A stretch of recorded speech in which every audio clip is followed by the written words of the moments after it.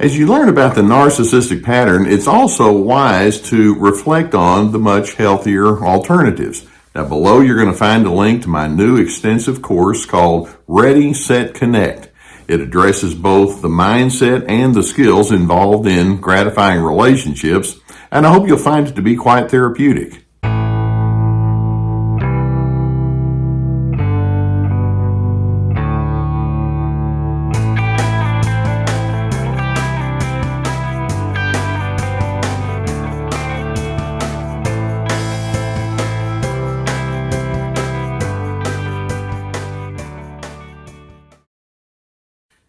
A beginning point for any healthy relationship is truth. Truth is central as we begin to engage with one another if we're going to have a good meeting of the minds and the heart.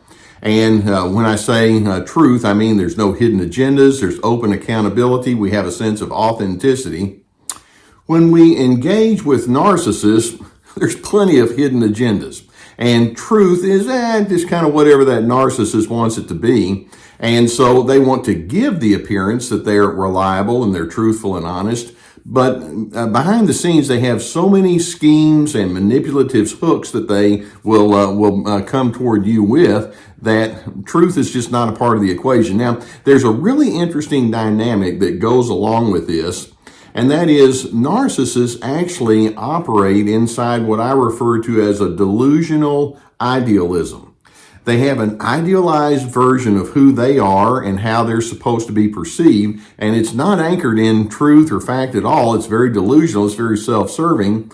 And then to add to that, if you come along and say, well, this is not something I want to be a party to, I don't buy into that, I think you're off base, then the next thing that will happen is you're going to have a target on your back.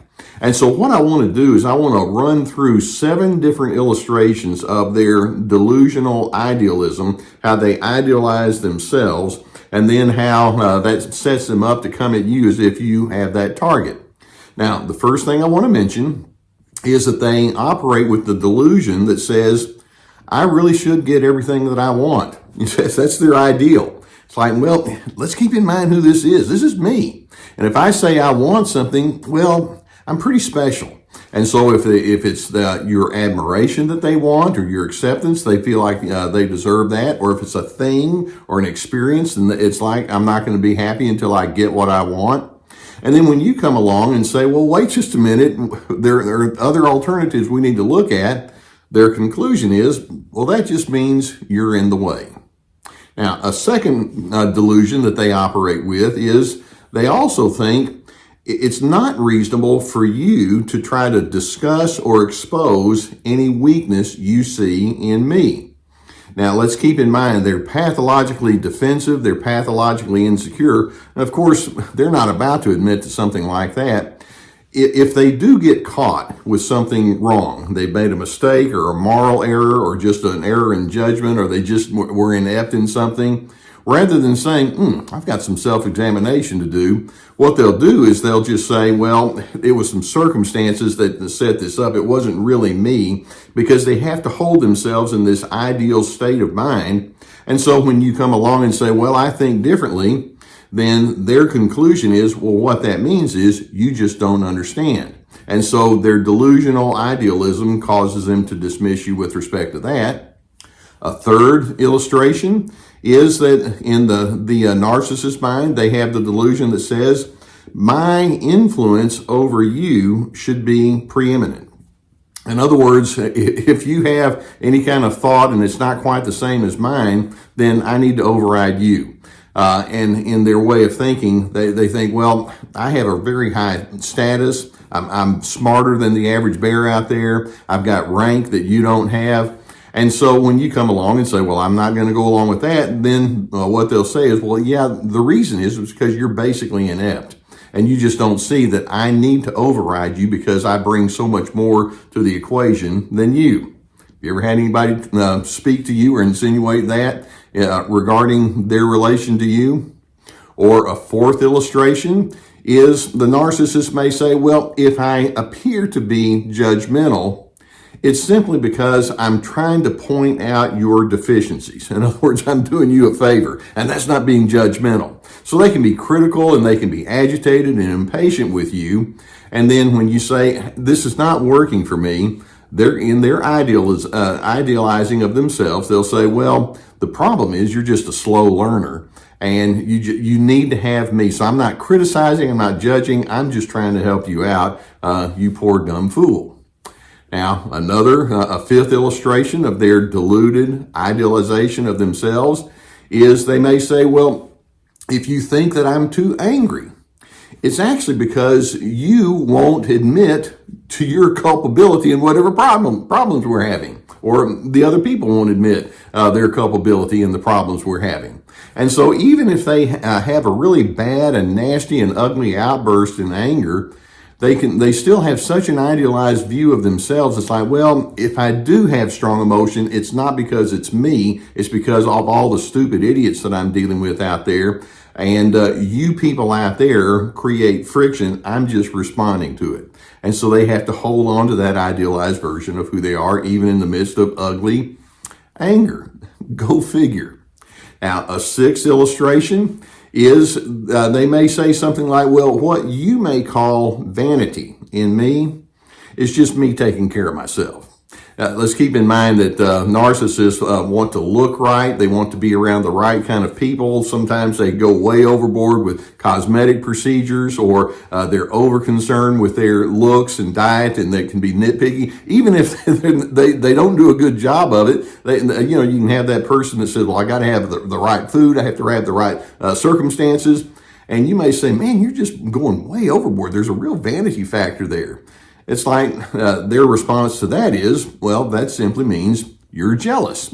Look at me, and I need to be excellent, and I need to be the golden child here. You just don't understand these kind of things. You just wish you could be just like me. And then how about a seventh illustration of their deluded idealization? And that is they can actually say, all right, figure this one out.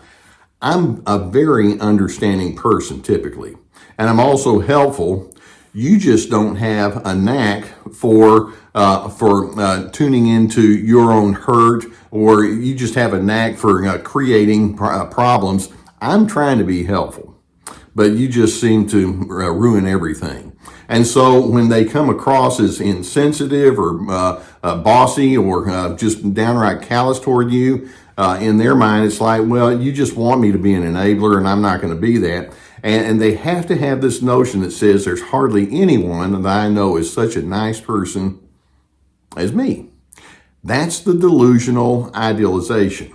They've got to think of themselves in grandiose kind of terms. Even the covert narcissist will think this way. And so the delusions that they have is, my truth is real truth. That's a delusion. Or I have life figured out, but of course you don't. That's another of their delusions. Or in their delusion, they think, well, if you would just do as I say, your life would be wonderful. Not even considering what kind of cliff they're going to run you off of. Or they may say something, or the part of their delusion is, I am the normal one here. I'm the standard bearer here. And it's no surprise that you're just not able to match pitch with me. You're screwed up. I'm the one that people should emulate. That's their delusional thinking, and it comes out in so many ways. So like I say, once you see their delusions, and then once you illustrate, I don't want to have anything to do with you, here comes the targeting. Basically, in their targeting efforts toward you, they're thinking, you need to be re-educated. Lucky you have me, because I'm just the person that's going to do that for you. Or as they target you, they can think, I will willingly shame you so that I can minimize your stupid self. You just need to go away and be small so I can be big. I'm willing to do that. And if I have to put shame on you, well, you deserve it anyway. Or as part of their targeting, they may think something like, I'm going to make it my task to destroy your reputation. How dare you come across someone as ideal as me? In addition, as part of their targeting, they may think to themselves, you need to be brought down several notches, and they can do all sorts of things to sabotage you to friends and family members, or sabotage projects you're working on, or just not be helpful and just let you flail. They like to see you have some strains and difficulties because that elevates them and that makes them feel that much more ideal. Or as part of their targeting toward you, they may think something like, your distinction from me means that you're rejecting me and I'm going to have none of that. And so they can come at you in full force and make you pay for just simply being too different. And then finally, we can say that part of the way that they target you is they'll think, well, it's fundamentally wrong for you to believe in yourself, especially when I've caught you being so incompetent. And so they'll just remind you over and over, you don't have what it takes. And I've heard from so many of you who have said, yeah, and you hear that line often enough and it just wears you out. So I'm hoping that you can see that what you're dealing with here is somebody that doesn't know truth. What they know is delusion, and it's tied to their idealization of themselves. It's part of that that false self that they have constructed, that they have to maintain, and this has been going on in their lives literally since childhood. They have to portray themselves as something that they're not, and they've been doing it for so long that you might say, well, is it a choice that they make? And the answer is, yeah, kind of, sort of. But the rest of it is, it's so subconscious because it's so habituated that it just pops out naturally.